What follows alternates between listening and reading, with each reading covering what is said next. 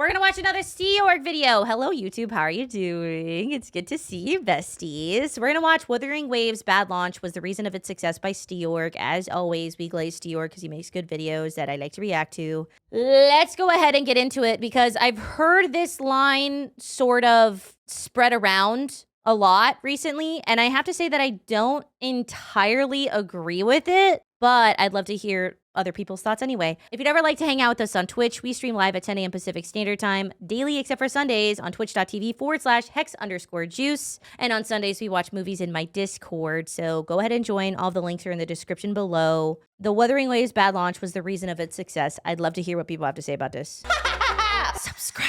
Yo, as you read from the title, Wuthering Waves' bad launch saved the game. Today I'm gonna talk about why that is and also how the game would be if nothing wrong actually happened. Imagine if Wuthering Waves didn't have any complaints and was 100% optimized and people had that good experience with it from the start. And why I think it would probably be less successful because of this. I will say the reason that I've heard this said several times at this point, and I personally just simply don't agree, because I think the reality is that especially the issues on mobile was a huge limiter of its success and will continue to be in the future because it's still not well optimized for mobile. And honestly, it's just not a game that is meant to be played on mobile. It's not good to play on mobile because mobile gamers are such an important part of the market in gacha. Inherently, the fact that it was so much more poorly optimized for mobile and still continues to not be easy to play on mobile is a limiting factor, was a limiting factor, and will continue to be a limiting factor because gachas rely on mobile players. Anyways, I'm not gonna waste your time, I'm gonna make this as fast as possible. So now if we take any game's popularity in general, you will see that most games go insanely popular or peak at launch, and then it will lose a lot of players after that, even if it's a good game. This is normal. And the interest will go lower because, you know, launch is a very big event that's happening, and it should be the biggest thing for the game. And this is the same thing for Wuthering Waves. And if Wuthering Waves was very smooth and had a good launch, at least in terms of optimization, it will probably have a good amount of views for some time, and then it will slowly go down. Yeah, I mean, yes, I think that's fair to say. We'll continue so he can finish his argument, but I think that's fair to say that yes, it would have had the same normal spike and then, you know, slowing down and plateauing or dropping and plateauing kind of thing. That happens in everything. That happened in Zenless Zone Zero. It's happened in every game. However, I guess I'm interested in how we think that having all of those problems helped the game long term rather than hurt it. The thing is, developers won't need to panic because there's no big problems. There won't be a free 5-star, there won't be a drama, and the devs will probably not go as hard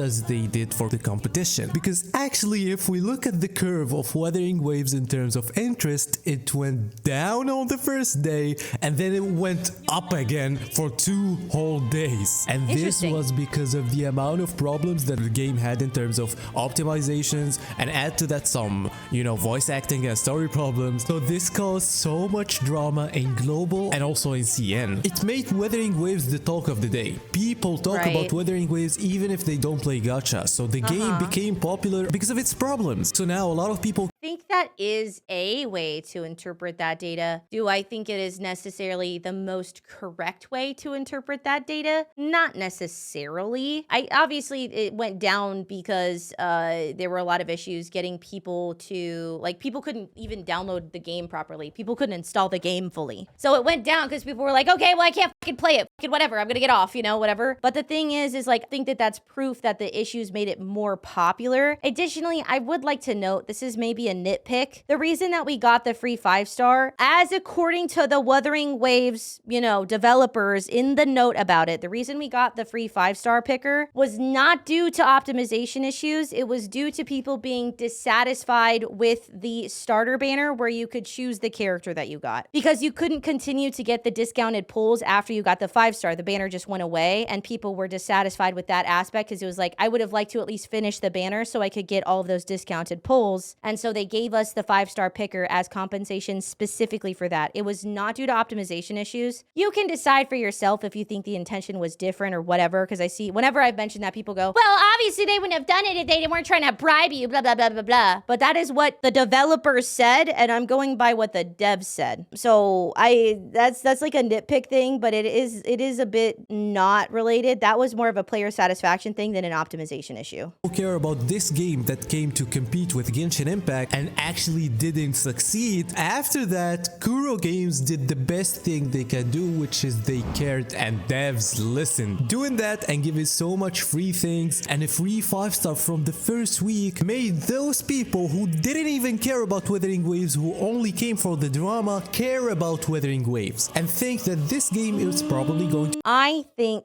this is a lot of conjecture. I will say that most likely it kept Wuthering Waves like in the news and in higher end search results because a lot of content creators, including myself, were making a lot of videos on the topic, right? It'll keep it higher in search results because a lot of people are looking into it. A lot of content creators are talking about it. You know, they're making a lot of videos. So that is part of it. However, I think this connection of like the numbers went higher because people cared more because the devs cared is like a little bit unsubstantiated, but I think it can be a fair conclusion. I just don't think it's substantiated by anything specifically. To have a good future, and we're like, okay, I don't want to miss this free 5-star, let me log in the game now and play the game. And this is exactly what happened. But this is not the most important argument, by the way. This is something very important and very smart that Wuthering Waves did that I will talk about in a minute. But going back here, people are now going back to the game, talking more about the game, and the community was kind of divided. People talking about how this game still have optimization problems, and people saying, okay, devs are listening and it's so generous, and rewards like these can actually buy the players. It's actually confirmed now, especially when they had a very good roster of standard characters. But now there is another thing that made it even better: the amount of promises that Kuro Games made. Some of these promises didn't even come to the game yet, but these promises helped them gain more respect from the players. Even if they weren't going to do it, more players are going to believe that, and this helped. Well, the thing is that's like a double-edged sword, right? Because Genshin Impact, if we can talk about something similar, right? Genshin Impact did that, where they promised a lot of stuff early on that they never delivered on, and over time, the more things that they didn't deliver on, and the more times that the player base felt disrespected or lied to, it hurt them in the long term. Because like, hey, if you were there at the beginning of Genshin, you remember that they promised like a guild system. They promised a lot more stuff. They promised a ton more stuff that they never did, and ultimately that hurt them. So promising a lot of stuff, regardless of whether or not it gets like actually done,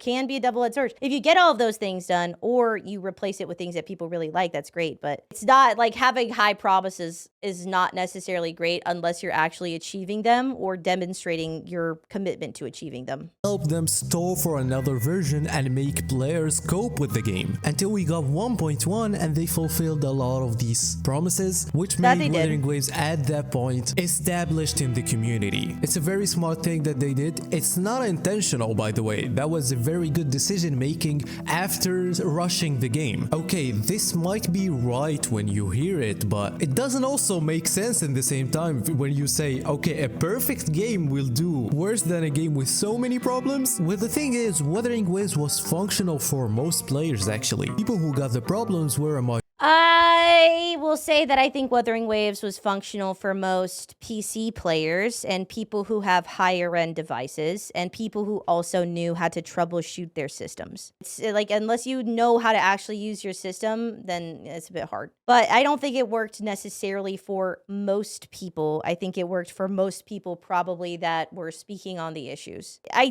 think that we're making a lot of statements that we can't really back up. We don't have player numbers on who was having issues. There's no way to access that. There's no way to know how many people did have things working versus didn't, or no way to know who's lying on that, because there was a lot of like astroturfing during this period of time where people were making up as well. It's a lot of conjecture, I guess. It's a lot of hypothesis. It's a lot of guessing. but I don't think that we can say with certainty that a lot of this stuff happened, period. Minority, but that wasn't a little amount of people. Well, like when you say 15% or 20%, that will cause drama, but in the same time, a lot of other people will go like, okay, I'm having fun in the game and I'm also getting free 5 stars. If the game wasn't actually functional for like 40% or 50% of people and like had a lot of other bugs and but we don't know any of these percents. That's kind of the problem with this, right? Is we don't actually know what percentage. 20% is a massive amount and is a huge problem. 20% is huge. If 20% of people who want to play your game simply can't, that's huge. But we don't know any of these percents. These are sort of made up hypothetical numbers. And problems and didn't, for example, have a good gameplay, well, however generous you will be, the game will flop. It's just that this game had good gameplay and had good characters and content and holograms. This will never apply to every game. Like, this is hard to be applied to every game. And Wuthering Waves was kinda lucky for going that far, even with these problems at the start. Because I will never, by the way, praise a game that came half-baked or rushed. But at least when the devs listen,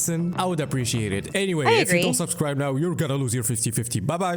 There is a certain amount that I think that Kuro garnered a lot of loyalty from the player base via listening to the community and fixing issues as quickly as possible. I think that's a fair thing to say. That people they got a lot of loyalty and a lot of goodwill from the community via the rewards, via the compensation, and via caring about what the community was saying and making it clear that they were trying to fix it. Do I think that it actively helped them in the long run? My personal opinion still is no, because to those who were open to having goodwill toward Wuthering Waves, yes, absolutely, it helped them. However, it gained them a lot of bad will and a lot of suspicion and a lot of negative feelings from those who were trying to play a new game and actively couldn't and maybe never picked up the game again. And this is coming from a Kuro shill. We have to remember this. I am a huge Kuro shill, but I don't know that you can say that a bad launch, quote unquote, is an absolute positive. I think that there's positive and negative to that. I think for me, I was okay with there being issues because they were making it clear that they wanted to fix them. And I think that's great. I don't agree with this. I think if the game came out perfect, it would have been better. I'm sorry. I don't think it would have been less popular if it was not perfect. I don't think it would have been less popular if it had come out fully optimized and people had not had so many issues. However, I do think to a certain extent, people would have created issues no matter what because people just really wanted to